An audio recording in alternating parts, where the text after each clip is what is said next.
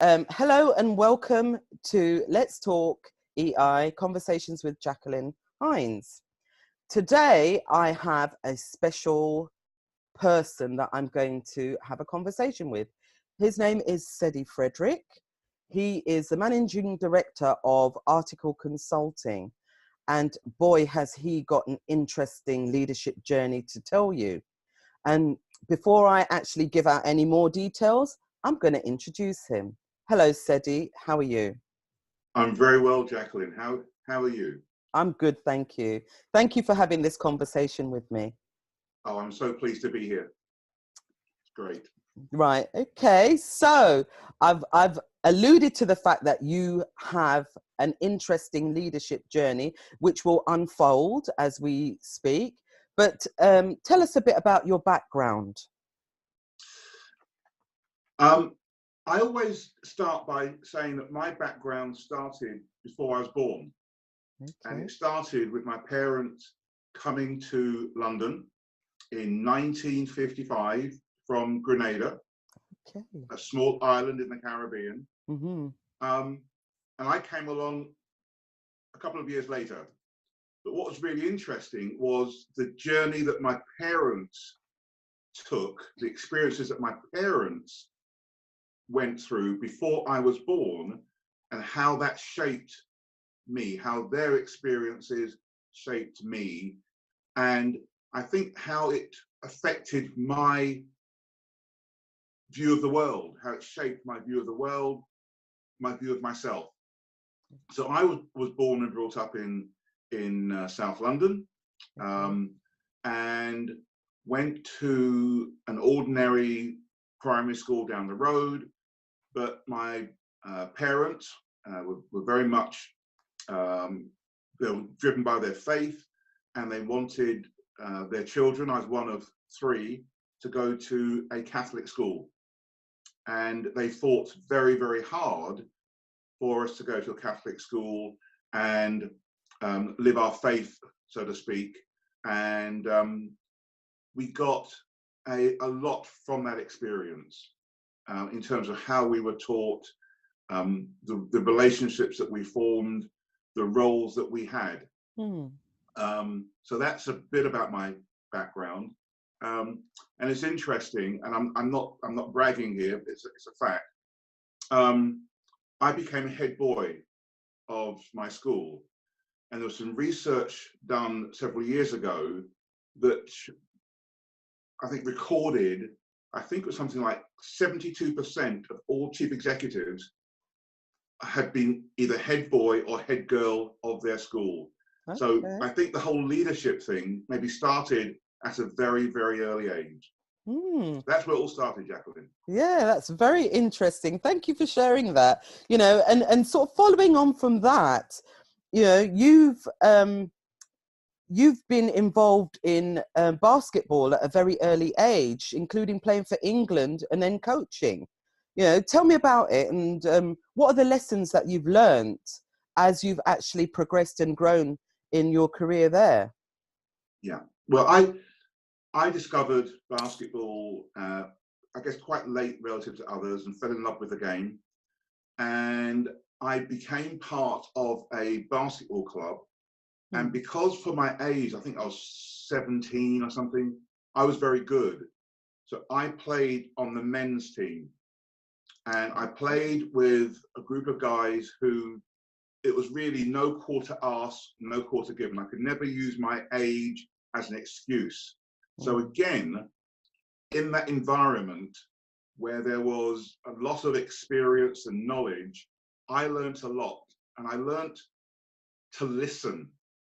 In a sport like basketball and other sports, when you are perhaps the youngest on the squad, you're learning from those of your teammates who are perhaps more experienced than you, better players than you.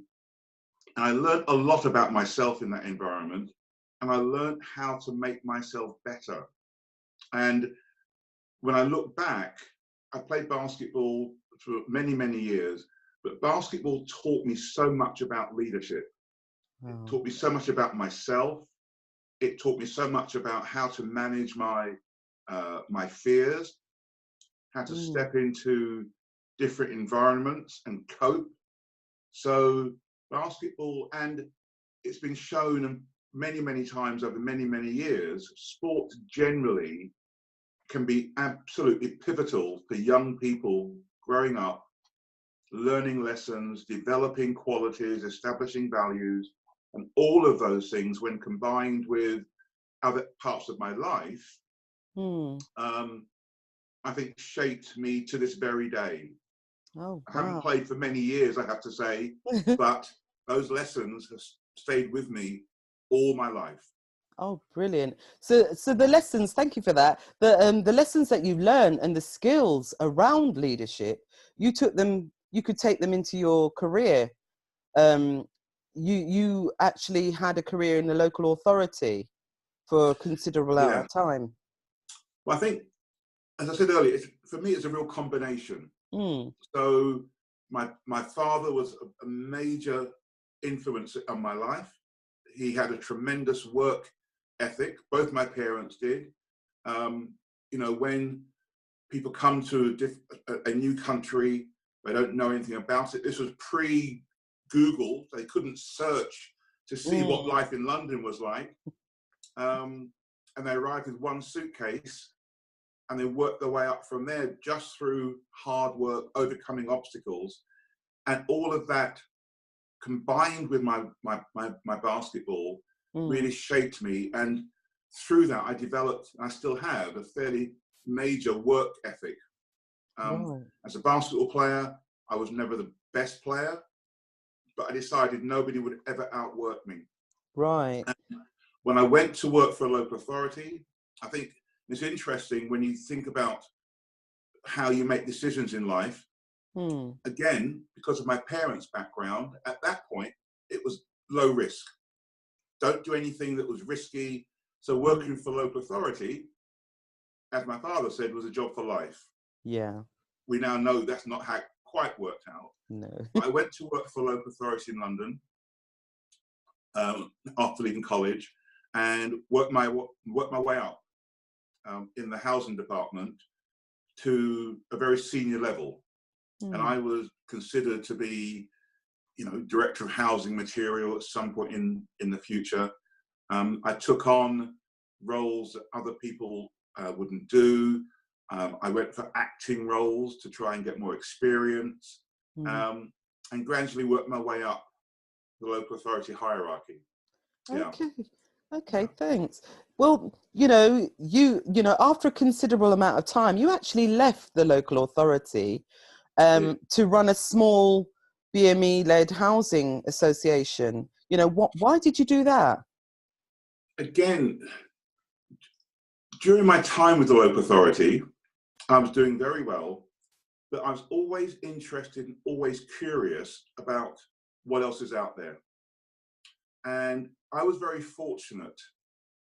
I don't know how, but I had two mentors um, who almost kind of adopted me with a small a, and I Mm. was wise enough to listen to them. And one of them said to me, "You're an ambitious guy." I said, "Yes." He said, "You know, you'll never know how good you are until you run something, Mm. no matter how small, until you're the person who's ultimately responsible and accountable, you will never know how good you can be at whatever you choose to do." So when I decided to leave the local authority, people thought I was mad because, you know, good pension, etc., Mm. and I progressed. But I decided I had to leave. I had to leave. I had to do something that challenged me. Right. And I saw a job running a small BME housing association based in Hackney, and I applied for it. Mm. People, my friends and colleagues, thought I was absolutely out of my mind because at the time they were struggling a little bit. But I decided to go for it, and I was successful. Mm. And I think that, again, just reflecting on my experiences and why, after a certain point, I always decided to take a risk, to step outside my comfort zone. Mm. And in later life, when I kind of coach and mentor people now, I talk a lot to people about stepping outside of their comfort zone, putting themselves in a situation where they're scared. They're going into something new, they're going to have to develop and think on their feet. And to be successful, you have to take risks, I think. So I was there for 4.5 years. It was a highly politicized time in the housing world. BME housing associations were just coming to the fore as a response to years of discrimination in housing allocations policy. In other words, who got the best housing and who ended up in the worst housing. And there was a response to that, and a number of BME housing associations and others were developed. And I was there for 4.5 years. Oh, right. Difficult time, challenging time, but I learned a lot. Yeah, no, it's brilliant. I mean, talking about risk, you took another risk, didn't you? Because you left the housing and went into social care. You know, how risky was that? Well, at the time, I knew nothing about social care at all. My entire career had been built in the world of public and not-for-profit housing. But I really wanted to do something new, something completely different. And I thought I would apply for a job. I wouldn't get it. And I thought it would take 3, 4, 5 attempts to get a job outside of my main sector. But whilst as a chief executive, there were transferable skills, but some of the clinical side, some of the technical side of social care, I knew nothing about. Right. But again, I wanted to challenge myself. I wanted to challenge myself in a different world. And as a Black person applying to become chief executive of a mainstream organization, that was seen at the time to be maybe something that we didn't do back in those days. So I did apply, did all my homework, and was surprised and pleased to be offered the job. I was there for 12 years, during which time the organization grew significantly, and I learned a lot and established a bit of a name for myself in the social care world, and was able to really put my mark on an organization for the first time. Right. I was able to bring all the things that I believed passionately in the delivery of human services into an organization, working with others to shape the culture of an organization. And I was very, very pleased and very proud of the work we did as a group in that organization. It was a very, very special organization. Wow. Thank you for that. That's I'm trying to follow you on your journey, and it is quite a journey, you know. So so what are you doing now? Well, I worked in the world of social care for about 20 odd years, and from that job I went to run a large social care organization based down in Kent. We had about 2,500 staff down there in Kent and South London. And then in 2014, I left that job and was in a position to basically then work for myself. Right. I had learnt a lot. I hope I contributed a lot, but was in a position where I was able to step away from full-time work in the corporate sense, and I set up article consulting, primarily to work in the social care sector. And I really focused, I continue to focus my work on leadership, which is a passion of mine. And in particular, working with middle managers. I do work with CEOs and directors, but I really enjoy working with middle managers, because in every organization, in my view, it's the middle managers who make the real difference. Mm. And I'm able to share with those groups of people my experiences, my journey, to try to help them see their roles as much as leaders as managers. Okay, Right. so on the management side, yes, it's process, it's systems, but I believe leadership is very much about hearts and minds. It's about the Absolutely. ability to paint pictures with words Mm. and give people a sense of a vision that they can all buy into. Right. Brilliant. No, that's fantastic. You know, there's a lot of nuggets of knowledge that, you know, I can just imagine the people that you mentor and coach along the years, where they're actually sort of like following your footsteps in their own respective journeys, you know. But, you know, there must be challenges as well that you face. But what I wanted to ask you was, when we think about the leaders of the future, you know, what challenges do you think our next generation of BME leaders are going to be coming through? I think that I mean that's a great question, and we could spend the rest of this Mm. talk just talking about that. But interestingly, and you'll understand this, I think one of the biggest requirements of leadership of the future is emotional intelligence. Mm. I think that whether it's millennials or whoever follows millennials, their approach to work is very different to perhaps my parents, Mm. which was get a job, keep a job, job for Mm. life.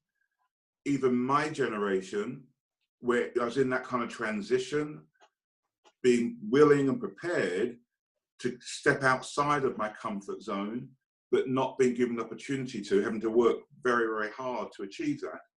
I think leaders of the future, certainly BME leaders, is about managing that very interesting mix of authenticity and connectivity.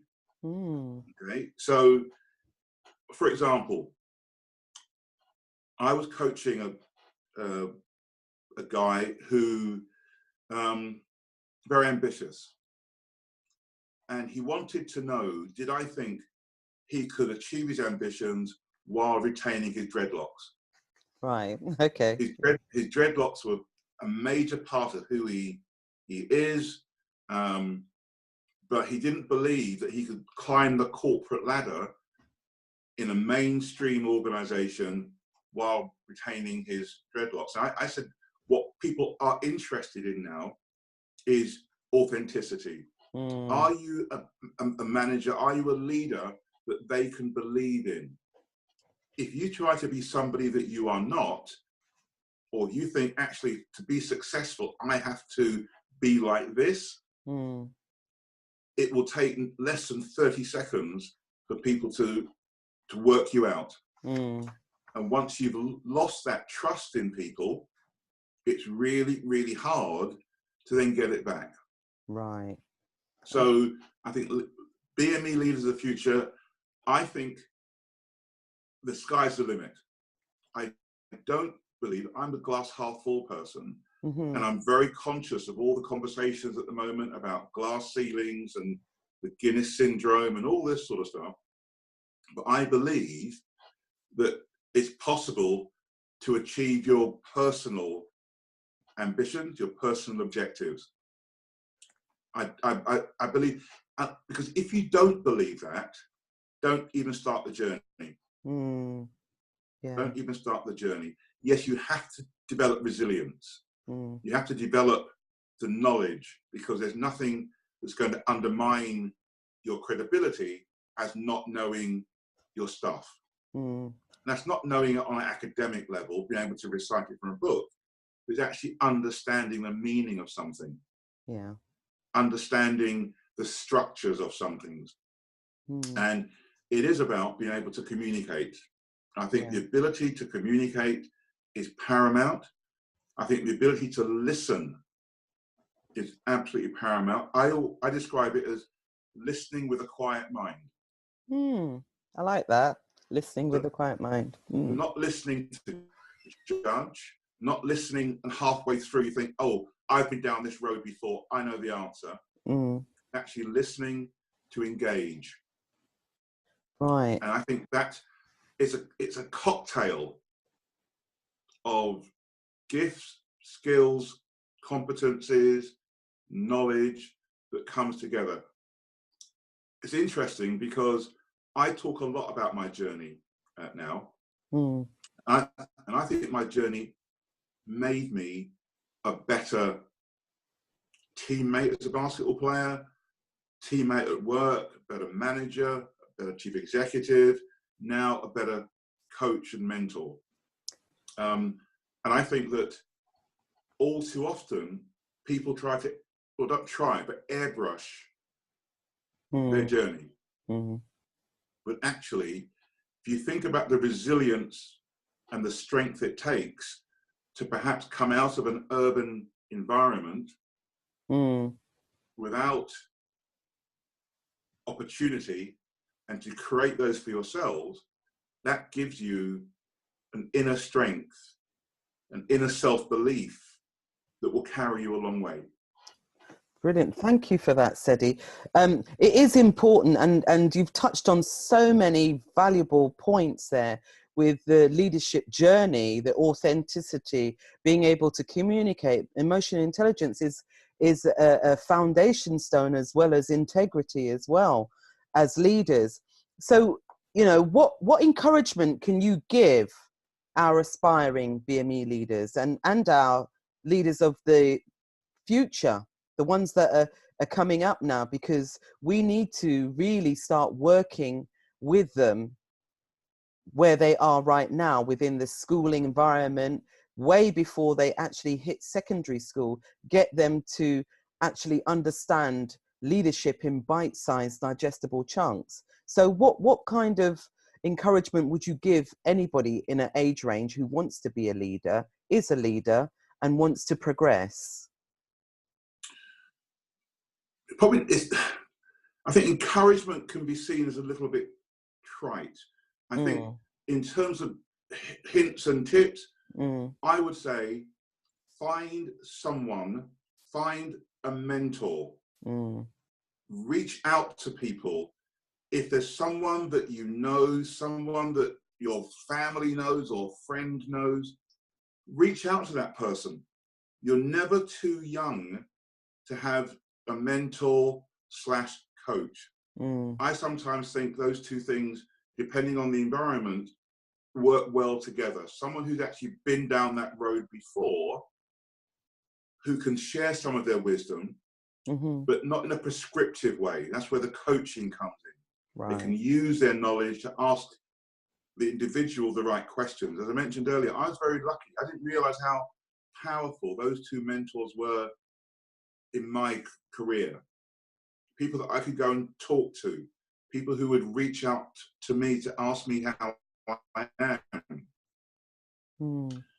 When faced with choices, I could bounce ideas off them. They didn't always tell me what to do, but they helped me break down the options. Right. So find someone to mentor you. Okay. The next thing I would say is, do not let anybody outwork you.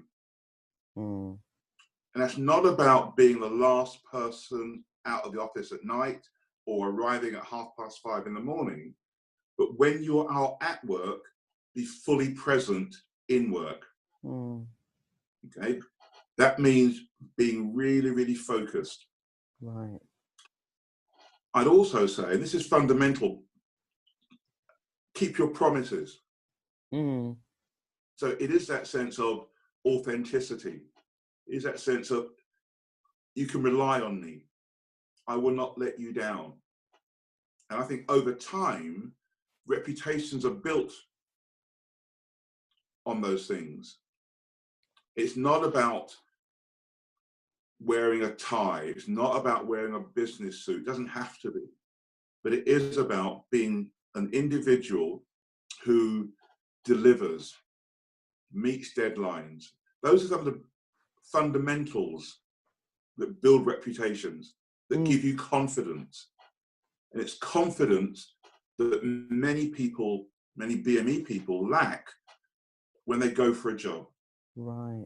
They don't really believe, A, they're going to get it, and maybe B, they can do it. Right. Now, we all live with imposter syndrome.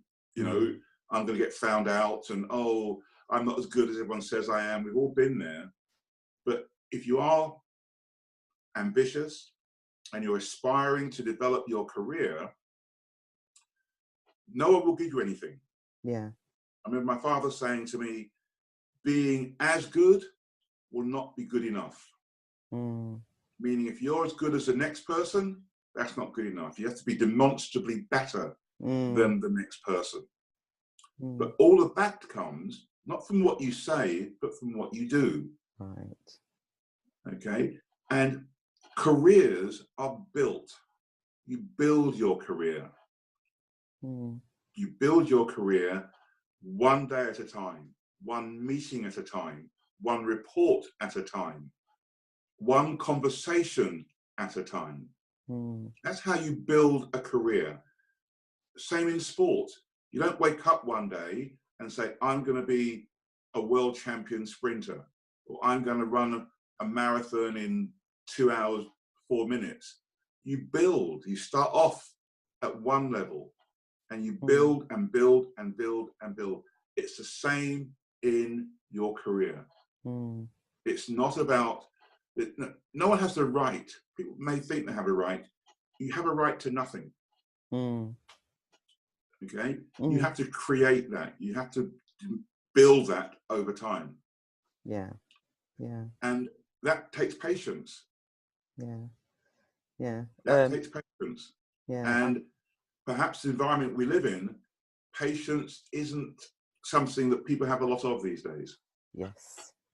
Yes, I totally hear you and understand. I know from my own experience, probably working in the Middle East, we had people, you know, straight out of university and wanting to go straight into a leadership position, but it's like, you're not ready for a leadership position.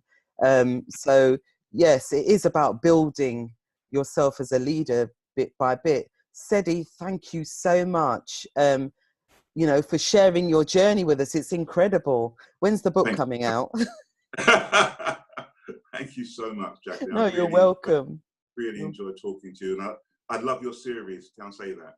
Thank you very much. I'm trying to get as many people engaged from different walks of life, different journeys, to share their stories, because it's not about having that conversation with Jacqueline Hines. It's about what the person's doing, meeting a wider audience, because there are people out there that are seeking the knowledge that you actually hold, and listening to your story is going to inspire others, as it does me, because it's incredible.